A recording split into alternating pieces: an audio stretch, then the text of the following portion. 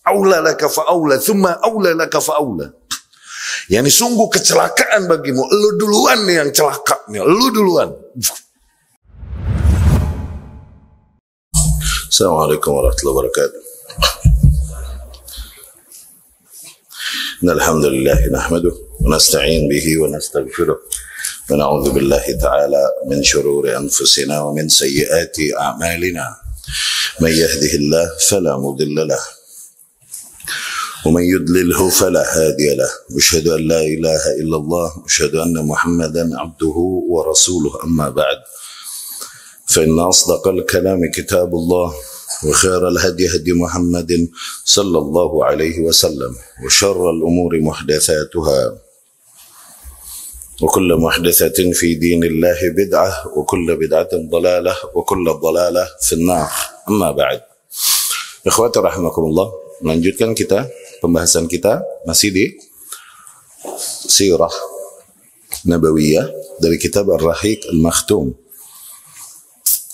Pertemuan kemarin kita telah membahas tentang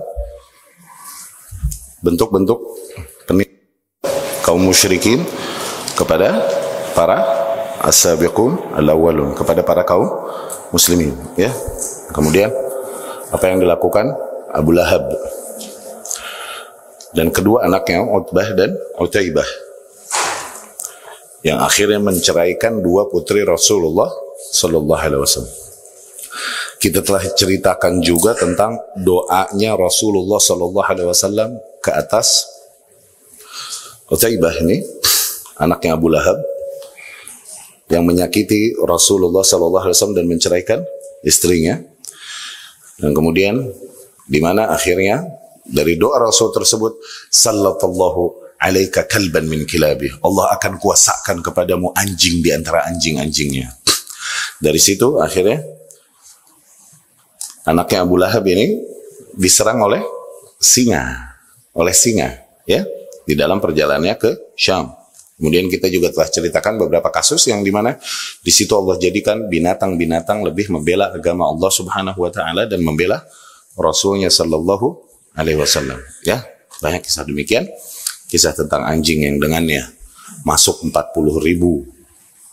orang masuk Islam karena seekor anjing. Kemudian juga kambing-kambing yang akhirnya menyerang Abdullah bin Qam'ah yang telah menyakiti Rasulullah sallallahu alaihi wasallam dan lain-lain, banyak, ya. Nah, Abu Lahab ini bersama istrinya juga melakukan semua daya upayanya untuk menyakiti dan menghalangi jalan dakwah Rasulullah Sallallahu Alaihi Wasallam, minimal menghadirkan ketidaknyamanan pada Rasulullah Sallallahu Alaihi Wasallam, sehingga turunlah tabbat yada abi lahab wa tab, surat yang merupakan celaan terhadap Abu Lahab dan istrinya, ya, sampai hari kiamat dibacakan oleh para kaum muslimin, ya. Hammalatal hatab, yakni pembawa kayu bakar. Kenapa istrinya dibilang pembawa kayu bakar ini? Karena apa? Tukang ngompor-ngomporin orang. Dia menggunjing Rasulullah Sallallahu Alaihi Wasallam kepada para manusia agar manusia membenci Rasulullah Sallallahu Alaihi Wasallam. Nih, hammalatul hatab, ya, pembawa kayu bakar, kang ngompor-ngomporin, itu maksudnya, ya.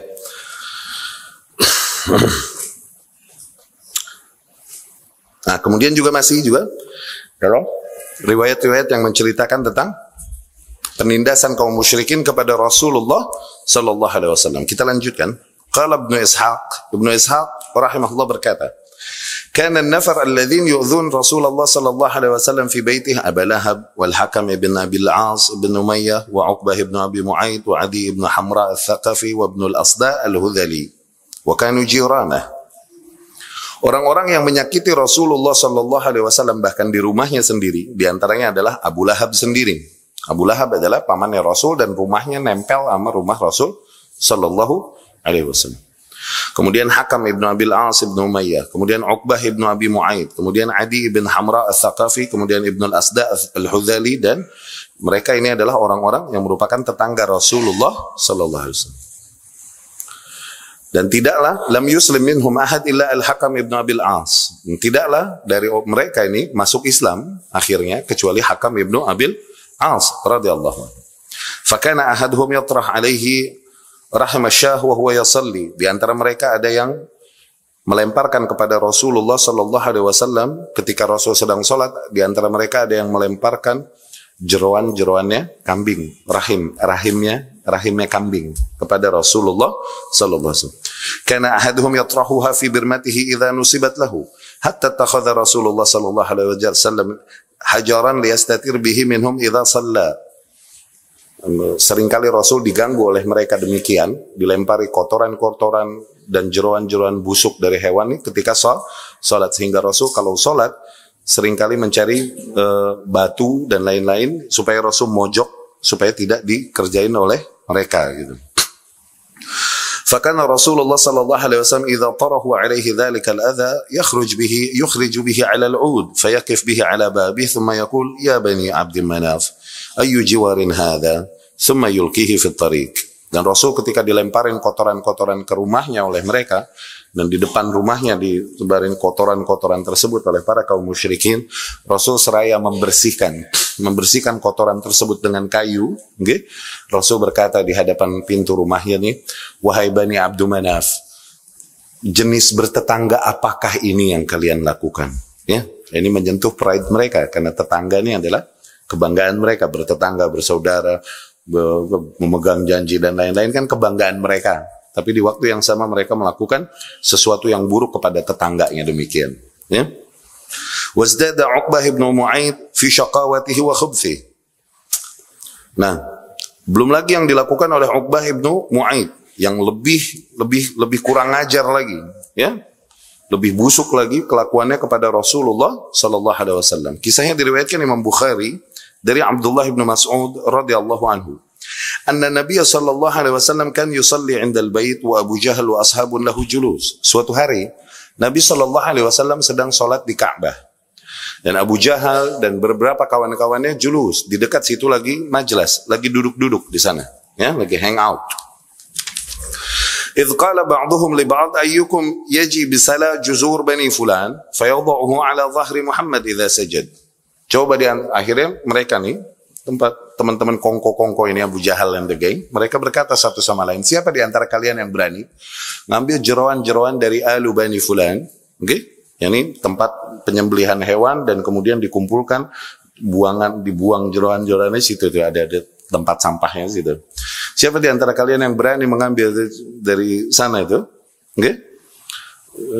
Bekas-bekas potongan hewan dan lain-lain, dan dilemparkan kepada Muhammad ketika dia sujud. Okay? Yani ketika dia sujud di Ka'bah. Famba'atha ashqal qaum wa huwa Uqbah ibn Abi Mu'aid. Akhirnya yang paling busuk dari kaum tersebut yaitu Uqbah ibn Abi Mu'aid berkata, dia berani, aku berani. Faja'a bih fanadhar. Akhirnya dia datang membawakan sisa-sisa potongan hewan yang busuk itu kepada Rasulullah sallallahu alaihi wasallam, dan dia menunggu dulu Rasul sallallahu alaihi wasallam hatta idza sajad, dan ketika Nabi sallallahu alaihi wasallam sujud, wada'a ala dhahrihi baina katifai, ditumpukin semua tuh bekas-bekas potongan-potongan hewan busuk di atas punggung Rasulullah sallallahu alaihi wasallam. Ya. Wa ana anzur, kata Abdullah bin Mas'ud, aku melihat sendiri kejadian itu. Kata Abdullah bin Mas'ud radhiyallahu anhu, la ughni syai'an, tapi aku enggak punya kekuatan apapun untuk membela Rasul sallallahu alaihi wasallam. Lau kanat li mana'ah, andai saja pada saat itu aku punya kekuatan untuk menjagaku gitu. Qala faja'alu yadhakuna wa yuhil ba'dhum ala ba'dihim. Akhirnya mereka setelah melakukan itu, mereka pun tertawa terbahak-bahak sampai miring-miring satu sama lain, ya. Yatamayal ba'dhum ala ba'd. Wa Rasulullah sallallahu alaihi wasallam sajid la yarfa' ra'sah, dan Rasul sallallahu alaihi wasallam pada saat itu terus sujud, enggak bisa mengangkat kepalanya karena banyaknya kotoran yang ditimpakan ke punggungnya dan kepalanya Rasul sallallahu alaihi wasallam. Hatta ja'athu Fatimah. Nah, yang berani pada saat itu yang mendatangi Rasul adalah Fatimah radhiyallahu anha. Fatarahathu an dhahri. Fatimah membersihkan semua kotoran itu dari punggung Rasul sallallahu alaihi wasallam. Farafa'a ra'sah. Barulah Rasul mengangkat kepalanya, thumma qala. Kemudian Rasul berkata sallallahu alaihi wasallam, Allahumma alaika bi Quraisy, Allahumma alaika bi Quraisy, Allahumma alaika bi Quraisy. Ya Allah, balaslah olehmu kaum Quraisy. Ya Allah, balaslah kaum Quraisy. Ya Allah, balaslah kaum Quraisy. Ya. Fashaqqa dzalika alaihim idza da'a alaihim. Nah, kaum Quraisy sendiri tahu kalau misalnya Rasul sallallahu alaihi wasallam udah mendoakan kecelakaan atas sesuatu mesti terjadi. Sebagaimana yang kemarin kejadian anaknya Abu Lahab yang akhirnya setelah didoakan sama Rasul terjadilah yang terjadi padanya.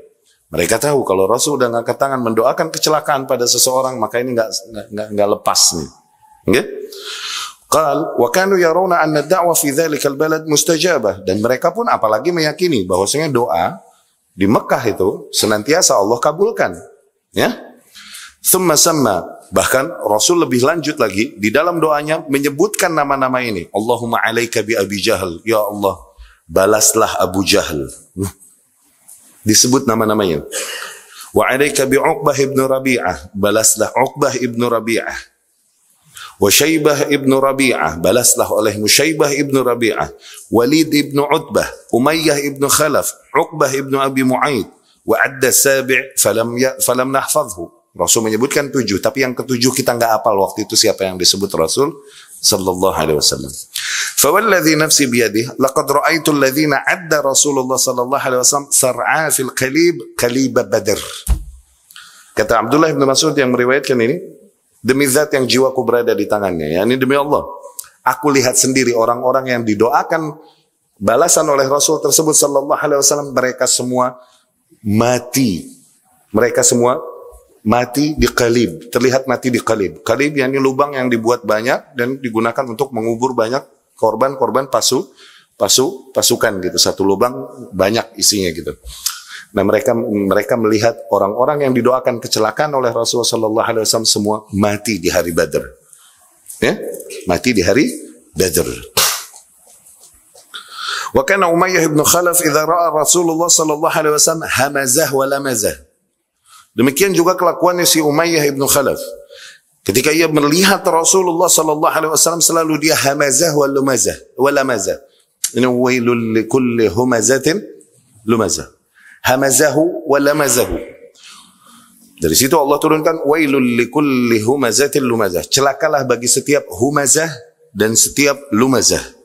Ibnu Hisham berkata, humazah ini apa? Alladhi yashtumur rajula alaniyah wa yukassir aynayhi wa yughmiz bih. Okay? Humazah ini orang yang mencela-cela seseorang terang-terangan di hadapan wajahnya. Okay? Mencela-cela dan menjatuhkan seseorang terang-terangan. Ini humazah. Roasting. Nggak bisa dihalalin itu. Bingung cari celah halalnya di syariat. Roasting hukumnya apa? Nggak bisa dihalalin. Entah bongkar aib, entah celah, entah fitnah. Untuk bikin orang lain ketawa. Nggak bisa dihalalin, itu nggak bisa dihalalin. Ya? Humazah terang-terangan. Lumazah ini alladhi yu'ibun nasa sirran wa yudhihim. Orang yang mengaibkan manusia tapi diam-diam, ya, ini di belakang dia ngomongin, mengunjing. Ya? Wa yudhihim, dan menyakiti mereka tapi diam-diam. Itu lumazah. Digunjingnya seseorang dengan pembicaraannya gitu. Itu lumazah. Humazah dan lumazah itu. Ya. Ini orang-orang yang Allah doakan kecelakaan, kata wailul likulli humazatil lumazah. Celakalah bagi setiap humazah dan lumazah. Ya. Amma akhuhu Abi Ubay ibn Khalaf, fakana huwa wa Uqbah ibn Abi Mu'aid mutasaffiyain. وجلس عقبة مرة إلى النبي صلى الله عليه وسلم وسمع منه فلما بلغ ذلك أبيا أنبه وعاتبه وطلب منه أن يدفل في وجه رسول الله صلى الله عليه وسلم ففعل وأبي بن خلف نفسه فتع عظما رميما ثم نفخه في الريح فهو نحو رسول الله صلى الله عليه وسلم. Ya. Adapun Ubay bin Khalaf, maka dia bersama Uqbah ibn Abi Mu'aid ini seringkali bekerja sama untuk menyakiti Rasul sallallahu alaihi wasallam. Suatu hari Uqbah mendengar pembicaraan Nabi sallallahu alaihi wasallam. Yani mendengar Al-Quran dibacakan oleh Nabi sallallahu alaihi wasallam dan kemudian Uqbah menyimaknya. Nah, ketika hal ini terdengar oleh Ubay, yani Ubay ibnu Khalaf, dia marah dan dia memaki-maki Uqbah. Dan dia bilang, kau ludahi saja mukanya Muhammad sallallahu alaihi wasallam. Fafa'al, beneran no, diludahin di hadapan wajah Rasulullah sallallahu alaihi wasallam. Adapun Ubay ibn Khalaf ini seringkali dia meremukkan tulang-tulang dan kemudian meniupkannya ke muka Rasul sallallahu alaihi wasallam. Segitunya dihinakan Rasulullah sallallahu alaihi wasallam. Ya. Wa kana al-Akhnas ibn Syaraiq al-Thaqafi mimman yanalu min Rasulillah sallallahu alaihi wasallam. Demikian juga Akhnas ibn Syaraiq al-Thaqafi, di antara orang yang menyakiti Rasulullah sallallahu alaihi wasallam. Wa qad wasafahu al-Qur'an bi 9 sifatin tadullu ala ma kana alaihi. Bahkan Al-Quran telah mensifati Akhnas ibn Syuraiq ini dengan 9 sifat yang ada padanya. Wahiyya fi qawlihi ta'ala, yaitu yang ada di dalam firman Allah subhanahu wa ta'ala. وَلَا تُطِعْ كُلَّ حَلَّافٍ مَهِينٍ هَمَّازٍ مَشَاءٍ بِنَمِيمٍ مَنَّاعٍ لِلْخَيْرِ مُعْتَدٍ أَثِيمٍ عُتُلٍّ بَعْدَ ذَلِكَ زَنِيمٍ. Yani janganlah kau ikuti setiap orang halaf mahin, ya, orang yang suka halaf mahin, yani suka bersumpah-sumpah lagi hina. Jangan kau ikuti orang yang tercela tersebut. Hammaz, yang banyak mencela Rasulullah sallallahu alaihi wasallam dan memaki-makinya. Masya'in binamim, yang seringkali menyebarkan namimah, menyebarkan fitnah-fitnah, membawakan fitnah agar manusia membenci Rasulullah sallallahu alaihi wasallam. Ya. Namimah yani adu domba, ya, yani ngomporin dan memprovokasi manusia agar membenci Rasulullah sallallahu alaihi wasallam atau agar menilai miring kepada Rasulullah sallallahu alaihi wasallam. Manna'in lil khair mu'tadin athim, yang begitu pelit dari berbagi kebaikan. Mu'tadin athim, lagi senantiasa berbuat keterlaluan, lagi durhaka. Utul ba'da dzalika zanim, ya. Dia utul yani bengis dan juga terkenal darinya kezalimannya. Ya. Sampai Akhnas ibn Syuraiq ini disifati dengan 9 sifat di dalam Al-Quranul Karim dengan sifat-sifat buruk yang ada padanya tersebut. Wa kana Abu Jahal yaji ahyanan ila Rasulillah sallallahu alaihi wasallam yasma' minhu al-Quran. Abu Jahal sendiri terkadang sengaja mendatangi Rasulullah sallallahu alaihi wasallam untuk mendengar-dengar Al-Quran. Okey? Thumma yadhhab anhu fala yu'min wa la yuti'. Tapi setelah dia pergi dari Rasul sallallahu alaihi wasallam, tak mau dia beriman dan tak mau juga dia mentaati atau menyambut seruan Rasul sallallahu alaihi wasallam. Wa la yata'addab wa la yakhsha. Enggak juga minimal dia sopan sama Rasul sallallahu alaihi wasallam, segen gitu sama Rasul, dan tidak juga dia memiliki rasa takut sama sekali dengan ancaman-ancaman Allah Subhanahu wa taala. Yu'dhi Rasulullah sallallahu alaihi wasallam bil qaul. Enggak berhenti dia terus menyakiti Rasulullah sallallahu alaihi wasallam dengan gunjingannya, dengan ucapan-ucapannya, ya. Wa yasuddu an sabilillah, terus dia menghalangi manusia dari jalannya Allah. Thumma yadhhab mukhtalan bima fa'al. Setelah ia melakukan itu semua, dia membanggakan diri dengan apa yang telah dia lakukan. Ya, dia proud atas apa yang telah dia lakukan dari penentangannya, pengingkarannya kepada Rasulullah sallallahu alaihi wasallam. Fakhuran bimartakab minasyarr, dia membanggakan diri, fakhr dari keburukan-keburukan yang telah dia lakukan. Ka'annama fa'ala syai'an yudhkar, seolah-olah dia tidak melakukan sesuatu yang akan diingat. Ya. Wa fihi nazal, dan pada kasusnya lah turun firman Allah Subhanahu wa taala, fala saddaqa wala shalla walakin kadzdzaba wa tawalla. Sungguh tidaklah dia beriman, tidak juga dia mau salat. Yani enggak mau menerima seruan Rasulullah sallallahu alaihi wasallam. Yang ada justru dia malah mendustakan, mengingkari dan berpaling dari Rasulullah sallallahu alaihi wasallam. Wa kana yamna'u an-nabiy sallallahu alaihi wasallam 'an as-salah منذ awal yawm ra'ahu yusalli fil haram. Abu Jahal ini adalah orang yang terus menghalangi Rasulullah sallallahu alaihi wasallam dari ritual salat yang dilakukan Rasul sallallahu alaihi wasallam. Dari hari awal dia melihat Rasul sallallahu alaihi wasallam salat di Ka'bah, dia adalah orang yang berani melarangnya dan menghalang-halanginya terang-terangan. Ya?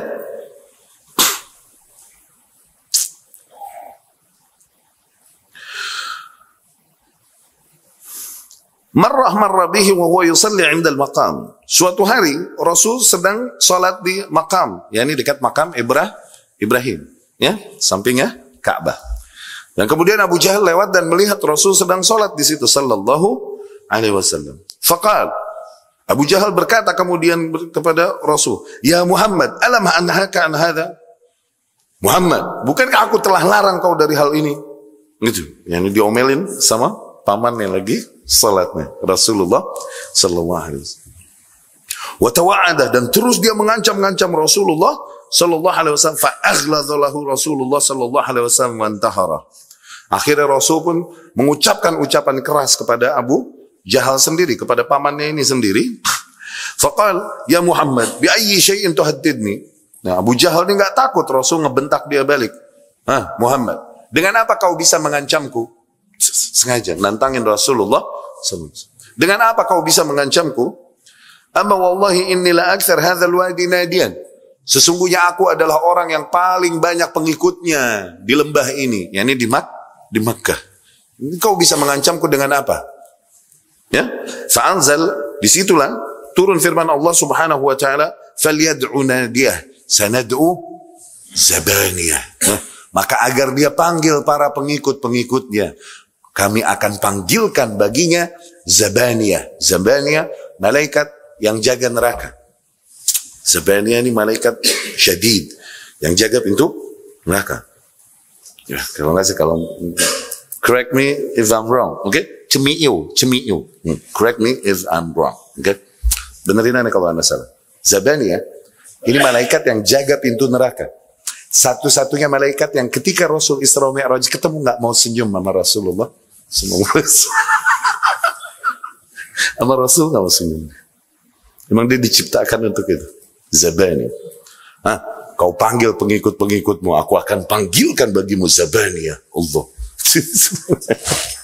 Adapun malaikat syurga, ketika Rasulullah sallallahu alaihi wasallam Isra Mi'raj mampir ke syurga, ini kan kisah Isra Mi'raj yang kita semua tahu lah dari kecil, insyaallah. Rasul sallallahu alaihi wasallam di-guide sama Jibril alaihi salam sampai ke gate, sampai ke gerbangnya syurga. Kemudian Rasul sallallahu alaihi wasallam mengetuk, ya kan? Mengetuk pintu syurga dan kemudian ditanya, "Man?" Siapa? Dari dalam ada yang nanya nih. Rasul berkata sallallahu alaihi wasallam, "Ana Muhammad." Aku Muhammad sallallahu alaihi wasallam. Kemudian malaikat yang berkata tadi dan menjaga pintu syurga berkata, "Bika Umar alla aftah li ahadin qablak." Aku diperintahkan aku diperintahkan untuk tidak membuka pintu ini bagi siapapun sebelummu. Allahu Akbar. Rasul dulu sallallahu alaihi wasallam yang masuk surga. Dan umat yang pertama masuk surga umatnya Rasulullah dulu sallallahu alaihi wasallam, sebelum umat-umat yang lain. Insyaallah kita termasuk darinya. Ya. Tapi Zabaniyah, Rasul ketemu masih begitu mukanya tuh. Nggak mau nyengir, nggak mau senyum sama Rasul. Falyad'u nadiyah, sanad'u Zabaniyah.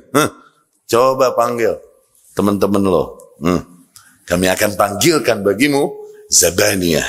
Ya. وفي رواية أن النبي صلى الله عليه وسلم أخذ بخناقه وهزه وهو يقول أولى لك فأولى ثم أولى لك فأولى. Ya. Bahkan di dalam riwayat lain, ketika Abu Jahal memaki-makinya ketika Rasul sedang sholat itu di Masjidil Haram, Rasul pun sallallahu alaihi wasallam sampai marah dan Rasul mengambil kedua kerah ya, sini ya, apa namanya? Kerah ya, sini. Mengambilnya dan Rasul mengguncangnya sampai Rasul sallallahu alaihi wasallam membacakan ayat Allah Subhanahu wa taala yang merupakan ancaman. Aula laka fa aula, thumma aula laka fa aula. Yani sungguh kecelakaan bagimu. Lu duluan nih yang celaka nih. Lu duluan. Jadi gituin sama Rasulullah sallallahu alaihi wasallam. Faqala aduwullah, namun musuh Allah tersebut berkata, "Atu'iduni ya Muhammad? Apakah kau mengancamku wahai Muhammad? Wallahi la tastati anta wala rabbuka syai'an." Demi Allah, engkau dan Tuhanmu tidak akan dapat melakukan apapun kepadaku. Wa inni la a'azzu man masya baina jabalaiha. Karena aku adalah orang yang paling kuat yang berada di antara dua bukit, yakni di antara Safa dan Marwah, yakni di Makkah. Ya? Walam yakun Abu Jahal liyafiq min ghabawatihi ba'da hadzal intihar. Tapi terus Abu Jahal enggak sadar-sadar bahkan setelah cercaan dan ancaman Rasul tersebut sallallahu alaihi wasallam. Padahal mereka sadari sendiri kalau Rasul udah ngomong sallallahu alaihi wasallam pasti benar, dan kalau Rasul berdoa pasti terjadi beneran kejadian. Mereka tahu itu, tapi nggak berhenti aja udah. Terutama pamannya ini Abu Jahal, emang ditutupin hatinya sama Allah Subhanahu wa taala. Bal izdada syaqawa fi ma ba'd, bahkan justru tambah kurang ajar di kemudian hari. Akhraja Muslim an Abi Hurairah taqal. Riwayat Imam Muslim rahimahullah dari Abu Hurairah. Abu Hurairah bercerita, qala Abu Jahal suatu hari berkata, "Ya'fur Muhammad wajhahu baina adhhurikum." Yani Abu Jahal datang ke tempat teman-teman majelisnya nih, teman-teman kongkonya. Dia bertanya, "Apakah Muhammad telah sholat?" Udah sholat belum Muhammad? Yani biasa karena siang rutinitas Rasulullah sallallahu alaihi wasallam, Rasul yang berani sholat terang-terangan di Ka'bah adalah Rasulullah sallallahu alaihi wasallam. Apakah Muhammad sallallahu alaihi wasallam udah sholat di antara kalian? Nih, ya ini udah datang belum Rasul sallallahu alaihi wasallam? Faqil, na'am. Mereka berkata, ya, udah. Kemudian Abu Jahal berkata, "Wallati wal Uzza," demi Lata dan demi Uzza. Ini tuhan-tuhan mereka nih, ya. Hubal, Lata, Uzza, ya. Demi Lata, demi Uzza, la in ra'aituhu la ata'anna ala raqabati. Kalau aku ngelihat dia sholat nanti, gua injak lehernya. Berani ngomong begitu. Wa la'afiranna wajha. Aku akan pendam mukanya ke tanah. Fa'ata Rasulullah sallallahu alaihi wasallam wa huwa yusalli. Beneran kemudian datang Rasul sallallahu alaihi wasallam dan salat di sana. Za'ama li wa huwa yusalli. Za'ama li raqabata. Akhirnya Abu Jahal ini berani menghampiri Rasulullah sallallahu alaihi wasallam dan bilang kepada teman-teman ini, lihat, gue injak lehernya nih. Kata Abu Jahal. Fama fajahum illa wa huwa yankus ala aqibaihi. Tapi tidaklah membuat kawan-kawannya kaget kecuali ketika tiba-tiba nih Abu Jahal ketika mendekati Rasul sallallahu alaihi wasallam, tiba-tiba Abu Jahal terjatuh dan kemudian dia mengulurkan kedua tangannya demikian seperti mendorong sesuatu. Wa yattaqi bi yadayhi, dia menjaga dirinya dengan kedua tangannya tersebut. Faqalu, para sahabatnya berkata, "Malaka ya Abul Hakam? Apa yang terjadi denganmu wahai Abul Hakam?" Ya. "Inna baini wa bainahu la khandaqan." Abu Jahal berkata kemudian, sesungguhnya tiba-tiba tadi antaraku dengan Muhammad sallallahu alaihi wasallam terdapat khandak, terdapat parit yang di situ nyala api besar, wa haul azim, dan kemudian begitu ada makhluk yang begitu besar, wa haulan wa ajniha, makhluk yang begitu besar dan kemudian memiliki sayap yang banyak. Rasulullah sallallahu alaihi wasallam berkata, "Laudana minni lakhtatafathul malaikatu udwan udwa."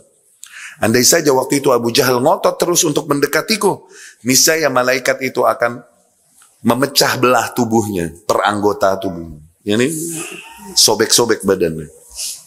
Ya, itu malaikat yang menampakkan diri kepada Abu Jahal untuk menakuti Abu Jahal sehingga dia tidak menyakiti Rasulullah sallallahu alaihi wasallam. Tapi itu tidak dilihat oleh para sahabatnya yang duduk di sekitar situ. Ya. Hadhihi surah musaghara jiddan. Lima kana yatalaqahu Rasulullah sallallahu alaihi wasallam wal muslimuna min adh-dhulm wal khasaf wal jur ala aidi tughatil musyrikin alladzina kanu yaz'amun annahum ahlullah wa sukan haram. Demikianlah kira-kira secuplik sedikit, ya, dari apa yang dialami oleh Rasulullah sallallahu alaihi wasallam dan para kaum muslimin dari kezaliman, dan perbuatan buruk yang dilakukan oleh para tughah, para kaum musyrikin, yang dimana mereka adalah orang-orang yang mengaku bahwa mereka adalah ahlinya Allah dan para orang-orang yang tinggal di tanah sucinya Allah. Ya, wa kana min muqtadayat hadhihi adh-dhuruf al-muta'azzimah ay yakhtar Rasulullah sallallahu alaihi wasallam mawqifan haziman yunqidh bihi al-muslimin. Nah, dari kondisi yang sangat mendesak dan berat inilah akhirnya Rasulullah sallallahu alaihi wasallam mengambil sebuah sikap. Sikap yang dengan itu diselamatkanlah para kaum muslimin amma dahamahum minal bala, dari ujian-ujian dan penindasan yang menimpa mereka ini. Wa yukhaffif wat'atahu biqadaril mustata'. Rasul mengambil sikap yang kira-kira sedikit meringankan ya ujian yang ditimpakan kepada kaum muslimin. Wa qad ittakhadha Rasulullah sallallahu alaihi wasallam khutwatain hakimatain kana lahuma atharuhuma fi tasyir ad-da'wah wa tahqiq al-hadaf. Pada saat itu Rasul sallallahu alaihi wasallam mengambil dua langkah. Yang dua langkah ini akhirnya memiliki peranan penting di dalam berjalannya dakwah dan tercapainya tujuan dakwah Rasulullah sallallahu alaihi wasallam. Dua langkah ini yang pertama, ikhtiar dar Al-Arqam ibn Al-Arqam, Al-Arqam ibnu Abil Arqam, di mana Rasul memilih rumahnya Al-Arqam ibnu Abil Arqam sebagai markas dakwahnya, sebagai pusat pendidikan Rasul, sebagai pusat dakwahnya, ya. Wa maqarran litarbiyah, sebagai pusat pendidikan Rasulullah sallallahu alaihi wasallam. Nanti diceritakan kenapa rumahnya Arqam ibnu Abil Arqam. Okay?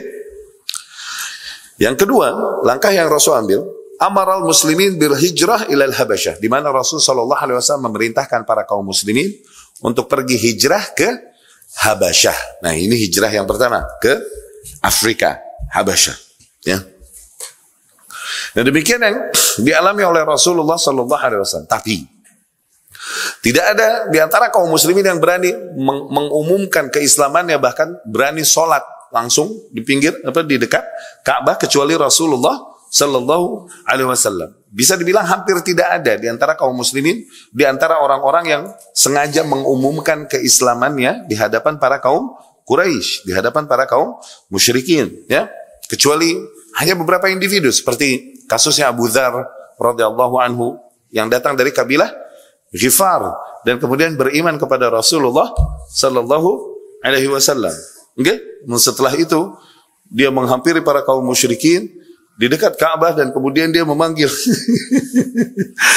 saksikanlah bahwa aku bersaksi bahwa la ilaha illallah dan bahwa saya Muhammad Rasulullah. Jadi dipukulin sama kaum musyrikin. Abu Dzar radhiyallahu anhu dipukulin, kemudian enggak ada yang mau menolongnya kecuali Abu Bakar akhirnya yang menolong Abu Dzar dan berkata, "Ataqtuluna rajulan min Ghifar wa matjarukum minhu wa mamarrukum minhu." Apa kalian berani membunuh seseorang dari kabilah Ghifar sementara kalian dagang lewat Ghifar, kalian melakukan perjalanan lewat Ghifar, yang kalau kabilahnya marah, akhirnya perjalanan dagang kalian terganggu, perjalanan kalian safar kalian terganggu, ya. Fama tarakuni illa ka'anni nusub ahmar. Tidaklah mereka meninggalkanku kecuali kondisiku udah kayak berhala yang merah. Jadi ada berhala-berhala yang dimana kaum musyrikin suka menyembelih dan membiarkan darahnya mengalir di berhala tersebut sehingga berhala tersebut jadi merah. Nah, tidaklah mereka meninggalkan aku kecuali aku udah seperti berhala yang merah begitu. Kenapa berdarah-darah? Abu Dzar radhiyallahu anhu. Besokannya begitu lagi, nggak kapok, balik lagi. Radhiyallahu anhum ajmain. Nah, kalau Rasul sendiri sallallahu alaihi wasallam karena ada mana'ah, banyaknya orang segan kepada Rasul sallallahu alaihi wasallam kecuali tokoh-tokoh yang memang besar nanggung dan menyaingi kebesarannya dan keagungannya, menyaingi Abu Thalib. Ya, menyaingi pamannya Rasulullah sallallahu alaihi wasallam yang menjaga Rasul sallallahu alaihi wasallam. Kalau yang ecek-ecek dari para kaum musyrikin enggak berani menyakiti Rasulullah sallallahu alaihi wasallam. Yang berani yaitu tokoh-tokoh besarnya memang. Seperti pamannya sendiri yaitu Abu Jahal, Uqbah ibn Abi Mu'aid, Umayyah ibn Khalaf dan lain-lain. Ini memang tokoh-tokoh besar di antara tokoh para kaum musyrikin, ya. Nah, Darul Arqam, rumahnya Al-Arqam ibnu Abil Arqam. Rumahnya Al-Arqam ibnu Abil Arqam nih. Jadi Rasul mengambil dua langkah yang menjadi langkah penting dan kemudian berperan di dalam perjalanan dakwah Rasulullah Sallallahu Alaihi Wasallam. Yang pertama tadi apa? Rasul bikin akhirnya kita perlu satu center untuk pendidikan dan penguatan, menyampaikan ayat-ayat yang turun supaya para sahabat dikuatkan keimanannya. Ayat-ayat awal yang turun di masa-masa ini adalah surat-surat yang sifatnya makkiyah. Ayat-ayat yang berbicara tentang akidah dan tauhid. Surat-surat yang turun di fase ini dibilang surat makkiyah. Surat makkiyah ini surat-surat yang turun pra-hijrah, sebelum hijrah Rasulullah Sallallahu Alaihi Wasallam. Ya, Madaniyah yang turun pasca hijrah. Jadi patokannya bukan di negeri mana turunnya, enggak, tapi pra atau pasca hijrahnya. Ya. Nah, ayat-ayat Makkiyah ini ayat-ayat yang biasanya berbicara tentang tauhid dan akidah untuk menguatkan hati para kaum muslimin. Belum masuk ke banyak perkara-perkara yang sifatnya halal haram, belum. Ya. Masih seruan-seruan kepada manusia untuk beriman. Nah, biasanya umumnya ayat-ayat yang sifatnya Makkiyah, biasanya umumnya ya ayuhan nas, wahai sekalian manusia, seruan-seruannya. Ya? Tapi kalau udah ayat-ayat yang sifatnya Madaniyah, umumnya mulai ya ayyuhalladzina amanu, wahai orang-orang yang beriman. Ya. Kenapa? Udah masuk ke hukum halal dan haram di Madinah. Nah, Rasul perlu satu tempat di mana di situ dia bisa berkumpul bersama para pengikutnya dan menyampaikan apa yang telah diwahyukan oleh Allah Subhanahu wa taala kepadanya, disampaikan kepada para sahabat untuk menguatkan hati mereka. Iyalah, kebayang nggak seorang yang beriman, mereka mendengar langsung kalamullah, tapi diucapkan ya sama seseorang yang Allah pilih untuk menjadi utusannya di muka bumi. Kebayang nggak efeknya buat hati? Bagi mereka yang beriman ya. Bagi mereka yang Allah palingkan hatinya, Abu Jahal mau dengar Rasul baca Al-Quran kayak gimana ya, berpaling tetap. Okay? Tapi bagi mereka yang beriman, kebayang nggak itu betapa charging keimanan mereka dan menguatkan hati mereka. Ya, Rasul milih satu dakwah centernya ini, akhirnya ditentukanlah rumahnya Al-Arqam Ibnu Abil Arqam sebagai tempat pendidikan dan tempat di situ sholat bersama para sahabatnya radhiyallahu anhu. Kanat hadhihi ad-dar fi asli as-Safa ba'idah an ayunit tughah wa majalisihim. Nah, kenapa nih kenapa rumahnya Al-Arqam Ibnu Abil Arqam? Kenapa? Nah, rumahnya ini ada di ujung Bukit Safa dan begitu jauh dari pengawasan para kaum musyrikin dan jauh juga dari tempat nongkrong-nongkrongnya para kaum musyrikin. Ikhtaraha Rasulullah sallallahu alaihi wasallam liyajtami'a fiha bil muslimina sirran. Nah, rumah itu dipilih oleh Rasul sallallahu alaihi wasallam agar dia dapat berkumpul dengan para kaum muslimin sirran, underground, diam-diam. Ya. Fayatlu alaihim ayatillah wa yuzakkihim wa yuallimuhumul kitaba wal hikmah. Sehingga di situ Rasul sallallahu alaihi wasallam bisa bacakan kepada para kaum muslimin ayat-ayat Allah, dan kemudian Rasul sallallahu alaihi wasallam dapat yuzakkihim, ya, yakni mensucikan mereka wa yuallimuhumul kitab wal hikmah, dan mengajarkan kepada mereka al-kitab dan al-hikmah. Hikmah ketika diiringi dengan kitab, hikmah ketika disebut mengiringi kitab artinya sunnah. Wa yuallimuhumul kitab wal hikmah. Tuh, hikmah kalau lagi disebutin bareng al-kitab, arti al-hikmah ini yaitu as-sunnah. Wa yuzakkihim, mensucikan jiwa mereka, yakni menyampaikan nilai-nilai yang menguatkan hati mereka dan memurnikan tauhid mereka kepada Allah Subhanahu wa taala, sisi ketawakalan, dan memurnikan akidah mereka, ya. Wal yuaddi al-muslimuna ibadatahum wa amalahum, agar di tempat itu, yakni di rumahnya Al-Arqam Ibnu Abil Arqam, juga agar para kaum muslimin melakukan ibadah-ibadahnya dan amalan-amalannya. Yatalaqaw ma anzalallahu ala rasulih sallallahu alaihi wasallam wa hum fi amnin wa salam, sehingga mereka dapat mengambil apa yang Allah turunkan kepada Rasulnya sallallahu alaihi wasallam dalam kondisi aman di situ, ya. Wal yadkhul man yadkhul fil Islam, di situ juga agar jadi tempat Islamic Center supaya orang-orang yang datang mau masuk Islam ke situ, gitu, ya. Man yadkhul fil Islam wa la ya'lam bihi at-tughah min ashabis sutwah wan naqamah, sehingga orang-orang yang mau masuk Islam agar mereka masuk Islam di sana, di rumahnya Al-Arqam Ibnu Abil Arqam, dan tidak ketahuan oleh para pentolan-pentolan para kaum musyrikin. Ya. Wa mimma lam yakun yashuk fihi anna Rasulullah sallallahu alaihi wasallam law ijtama bil muslimina 'alanan la hawala al musyrikuna bi kulli ma 'indahum min al qaswah wal ghiddah ay yahulu bainahu wa bain ma yuridu min tazkiyati nufusihim wa min ta'limihim al kitaba wal hikmah wa rubbama afdha dhalik ila musadamati al fariqain bal وقد وقع ذلك فعلا فقد ذكر ابن إسحاق أن أصحاب رسول الله صلى الله عليه وسلم كانوا يجتمعون في الشام فيصلون فيها سرا فرآهم نفر من كفار قريش فسبوهم وقاتلوهم فضرب سعد بن أبي وقاص رجلا فسال دمه وكان أول دم هريك في الإسلام. Nah, kemudian ada pertanyaan. Kenapa akhirnya Rasul Shallallahu Alaihi Wasallam memilih untuk diam-diam demikian? Dan kenapa Rasul Shallallahu Alaihi Wasallam memilih untuk memilih jalan untuk bersabar dan tidak melakukan perlawanan balik? Ya, nah ini hikmahnya. Di mana tidak diragukan lagi bahwasanya Rasul Shallallahu Alaihi Wasallam, andai saja Rasul berkumpul dengan kaum muslimin terang-terangan, niscaya para kaum musyrikin mereka akan mengerahkan seluruh upaya dan kekuatan yang ada pada mereka untuk menghalangi kegiatan Rasul tersebut Sallallahu Alaihi Wasallam. Mereka sebisa mungkin akan menghalangi. Jangan sampai Rasul Sallallahu Alaihi Wasallam membacakan ayat-ayatnya kepada para sahabatnya, menyampaikan ajaran-ajarannya kepada para sahabatnya. Jangan sampai Rasul mengajarkan kepada mereka Alkitab dan Al-Hikmah. Ya. Wa rubbama afdha dzalik. Nah, kondisi demikian itu bisa jadi akhirnya membawa kepada benturan dua kelompok besar. Bal waqad waqa dzalik fi'lan, dan bahkan beneran hal itu telah terjadi pernah. Faqad dzakar Ibnu Ishaq, dikisahkan oleh Ibnu Ishaq rahimahullah bahwasanya para sahabat Rasulullah sallallahu alaihi wasallam suatu hari berkumpul di sebuah syi'ab, yakni di sebuah kampung di antara perkampungan Mekah. Fa yusallun fiha sirran, dan akhirnya mereka di sana salat berjamaah diam. Tapi ketahuanlah itu oleh beberapa orang dari kaum Quraisy. Akhirnya mereka mencela-celanya dan memaki-maki para kaum muslimin. Dan akhirnya mereka pun mulai menyerang para kaum muslimin yang sedang melakukan sholat berjamaah tersebut. Nah, di situ Sa'ad bin Abi Waqqas radhiyallahu anhu sampai memukul kepala seseorang dari kaum musyrikin, sehingga pecahlah kepalanya, mengalir darahnya pada orang tersebut.